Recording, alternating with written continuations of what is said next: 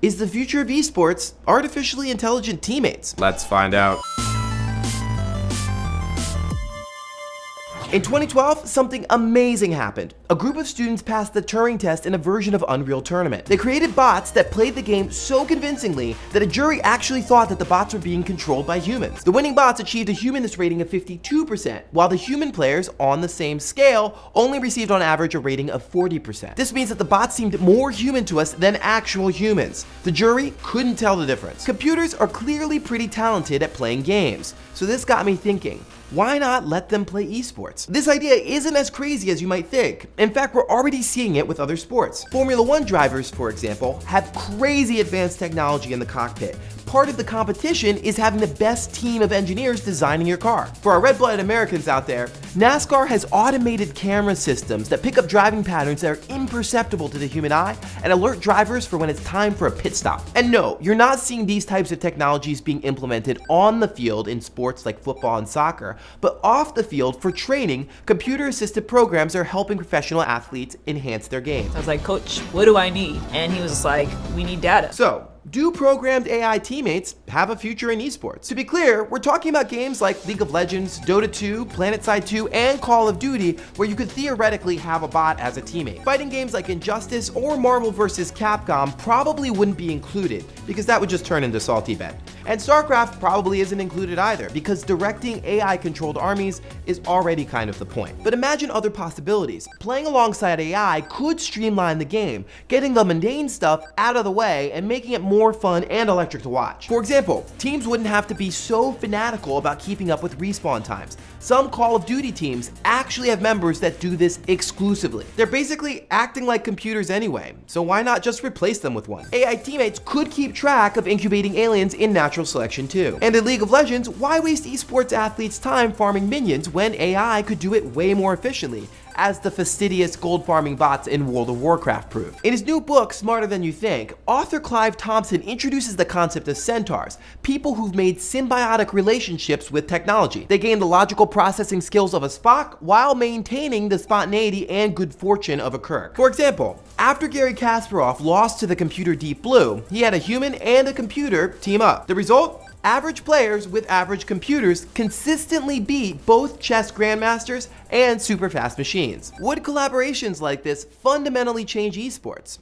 Sure, but maybe that's a good thing. We'd be rooting for the players and for those who built their AI teammates. Athletes could focus on high-level strategy. Who cares who can calculate rocket launcher respawn times the fastest? If we leave that aspect of the game to AI, then we can focus on other aspects of gameplay. Support rampages and kill streaks could be a lot more epic with the help of AI. Well, let's not roll out the welcome mat to our faithful artificial sidekicks just yet. There is a possible doomsday scenario. Is it possible that AI wouldn't just stop at being tools to augment our natural game-playing selves? While AI is currently limited in terms of strategy and creativity, who's to say that in the future there won't be a computer who can best a human-computer combo? Which means, whoops, no more esports athletes. Another human job replaced. We'd simply be watching computers deathmatch against other computers. That definitely doesn't sound anything like games, esports, or just sports. Ask yourself a question. Would NASCAR still be popular if the cars just drove themselves around the track? No way, Jose! That ain't gonna work for somebody with a driving car. And there are all kinds of issues around fairness and regulatory concerns. What if one team's AI is more advanced than another team's AI? Would that be considered cheating? Would esports leagues be able to regulate these programs to a reasonable level? We expect our games to take place on a level playing field. That's why EVE players protest about bots. There is no right or wrong answer. It's just a question, but it is an important one. And personally, I think the potential benefits, like developing healthy relationships with AI, outweigh the potential pitfalls, like being enslaved by robots. Humanity is at its best when it works alongside technology. And yes, there are legitimate reasons to freak out about the dehumanizing aspects of technology, like dating sims or those creepy DARPA robots. But amazing things could come from our AI esports athletes that go way beyond video games. For example, IBM's Watson is not only a formidable foe on Jeopardy, but is also being used by nurses to help treat cancer. As the writer Matthew Battles said, we're learning to wave at machines, and perhaps in their buzzy, glitchy, algorithmic ways, they're learning to wave back in earnest. So as long as they're waving at us, why not give them a controller so they can play along with us too? So what do you think? Do AI teammates have a place in esports? Hash it out in the comments, and if you like what you saw, please subscribe. I will see you all next week. Last week we talked about whether virtual worlds were real or fake or something else. Let's see what you had to say. First of all, many of you pointed out that virtual worlds are virtual. That's why they're called virtual, which is very funny. But I was speaking metaphorically, not literally, but you know, good one. Mike Pratt left an excellent comment and a quote from Jeremy Valentin, the head of the Virtual Human Interaction Lab at Stanford, in which Valentin outlines a concept called the virtual catch-22, which is essentially that our brain is unable to distinguish between virtual worlds and real ones, which is a nice little piece of brain science to kind of bolster our whole point. Thank you for that. Jason Wills says that his Team Fortress 2 hats are as real as all of his other hats, but then in a plot twist, notes that he doesn't have any other hats, which is just confusing. Christopher Callis, in a rare moment of lucidity, says that he loves trains, to which I say, awesome, here's some more. Chris Fox makes a comment that I wish I'd actually included in the episode, which is that Minecraft, with its procedurally generated worlds, is actually a multiverse simulator, which is just... Alex Molina and others point out that Los Santos is based on Los Angeles, which is part of Rockstar's long tradition of basing their virtual cities on actual ones like New York, London, etc.